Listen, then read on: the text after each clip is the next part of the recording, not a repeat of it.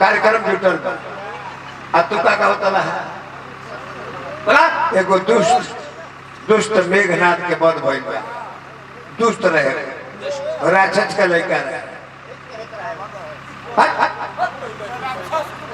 वो राक्षस कुल के रहे। हाँ जी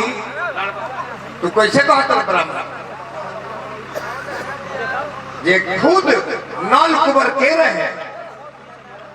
रावण के भाई रहे हमकर मेहरारू के रहे नल कुबर के भवाई रहे ओकर संग बलाते भोग बदले रहे रावण स्वयं श्राप देने रहे कि जा पर स्त्री को आज से बात आंख उठा देव तथा सिर खंडित हो जाएगी वगैरह के तो ब्राह्मण कहता रहो क्या बात को दिले मदद जे अपना भवही के बलात्कार कर दियो सीता के चुरा दे दुनिया के माता के रावण से कोई हत्यार के तू वर्णन करतला ओकरा से कोन हित बड़ा व्यास बड़ा कि मोगनास बड़ा बेसवा व्यास में बेसवा में अंतर होगा पैसा कमाने से मैं छनी हूँ आप पैसा कमाने से सुता हुआ नहीं हाँ मैं कहता हर रहन उहे भी है मैं सुत के कमाए वाला बड़ा तू बैठ के खा वाला तीन को लौंडा लेके घुमाता रहा कोठरी में भेज देता रहा कहीं के तीनों के आई वो 1100 रुपये कमा के ले रहे बड़ा दिन अभी को भाई 14 से लेके आया कहाँ कर ले सरे अपना संगतिया क्या है रे संगतिया हमारा 16 रुपये मांग 100 रुपये घड़ी उतना दी हुए 6 रुपये बजाने जी काम कर रहे तेरे सराज पर मैं बड़ा कहीं तो खेल लोग वाली गाँव के लोग इतने को हमेशा इतकबे न कहले है ये लोग गाँव के गाँव खा खाने ना सही तरह गाँव खा खाने सही फिर ले लो पूर्वी है बाबा पूर्वी है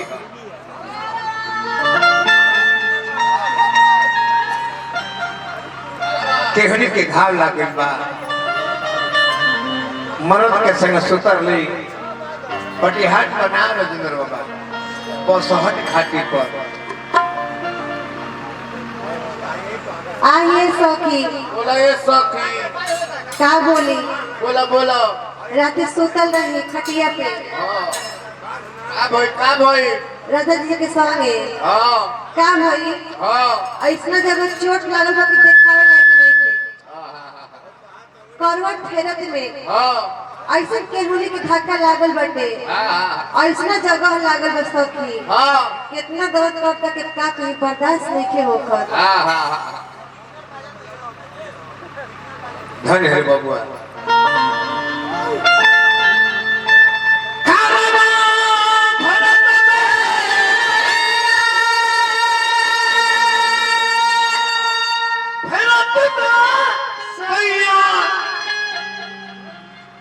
झरलेगा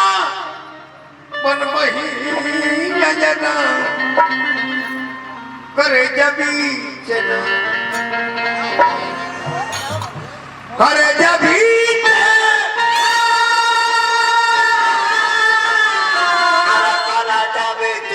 करे जबी जना लागल केहुनी के भैया जना करे जबी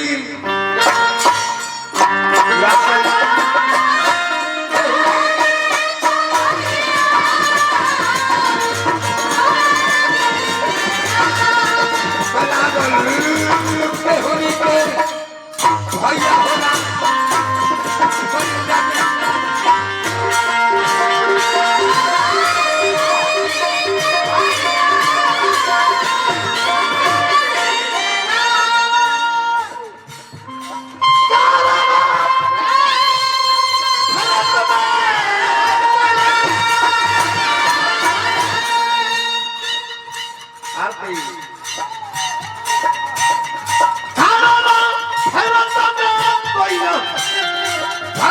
पहिया हो राम को रे जबी लागल पहिया हो राम को रे जबी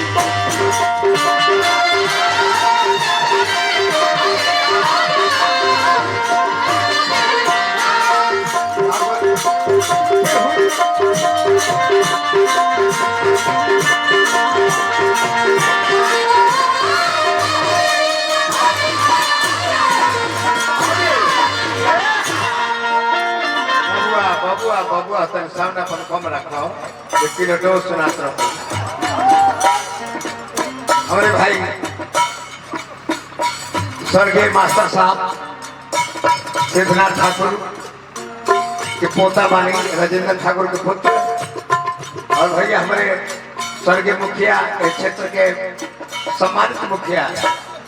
मोनीनाथ राय के परिवार से सिद्धनाथ राय के पोता बानी और श्री कृष्णा ठाकुर जी हजारों हजार रुपया पुरस्कार देके सम्मान पर हमें हार्दिक हार्दिक अभिनंदन शुभकामना।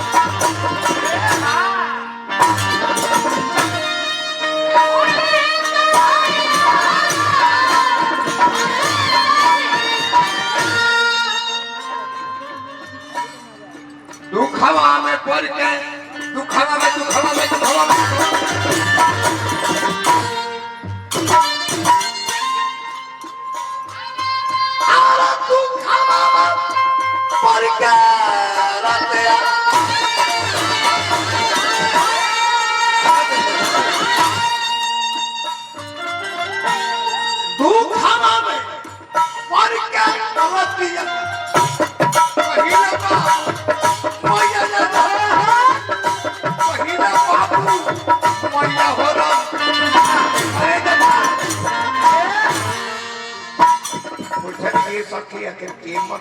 आजकल के कवि रहते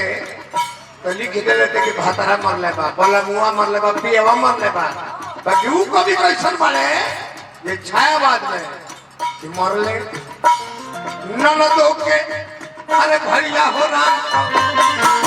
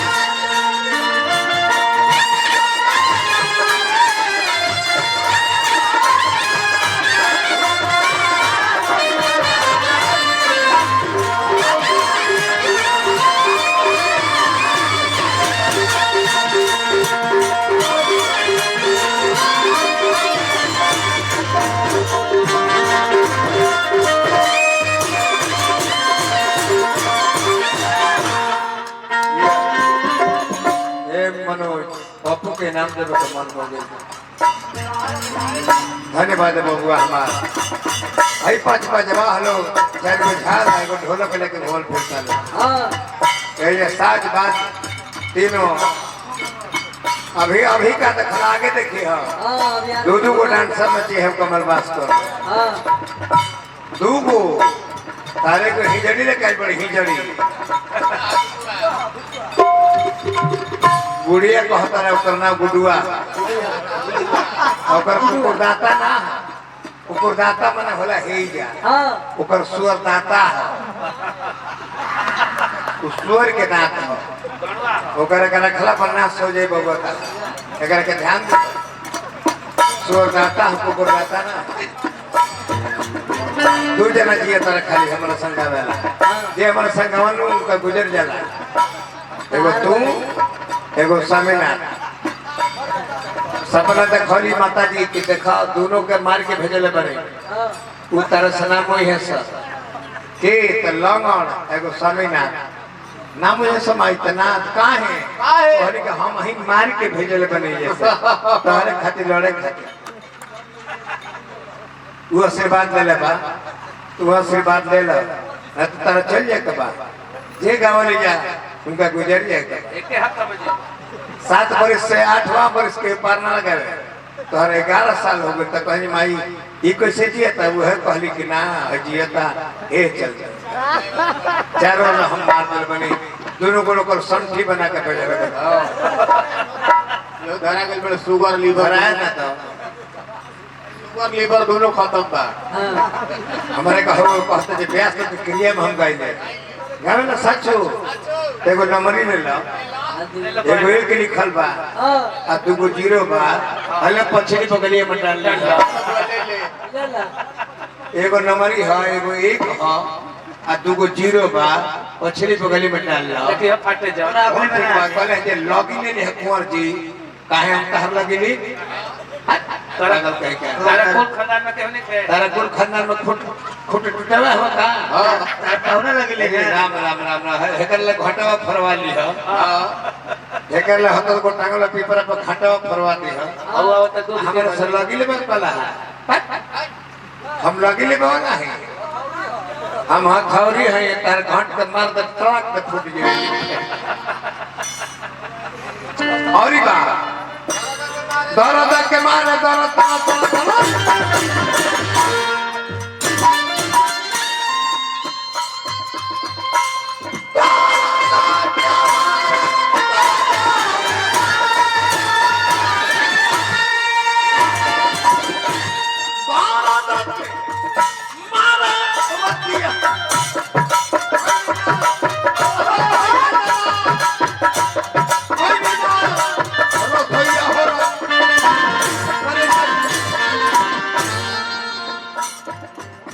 रात भर दर्द होता रहे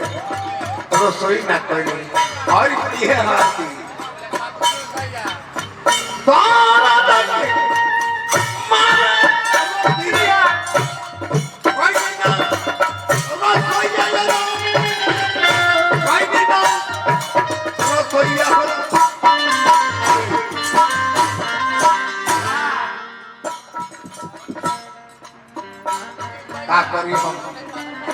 मरले पापी निर्दया हो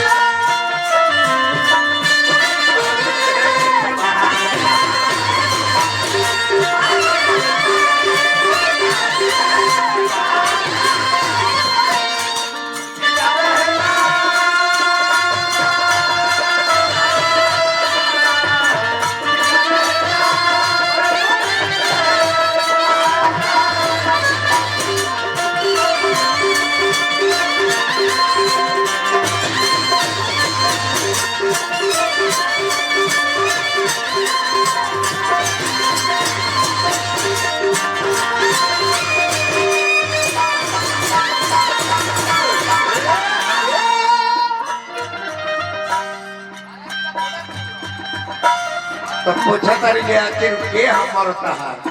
आरा जिला भोजपुर बिहिया से पावट कुछवे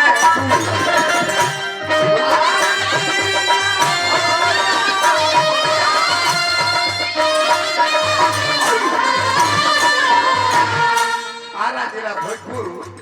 बिहिया से पावट कुछवे पावट कर ले हनुमान पाठा हनुमान पाठा हनुमान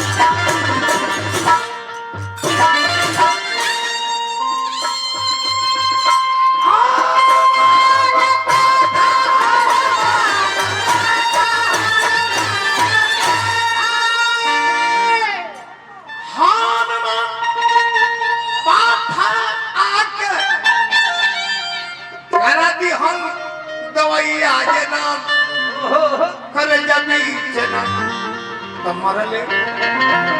पापी नीरदया हो राम जबी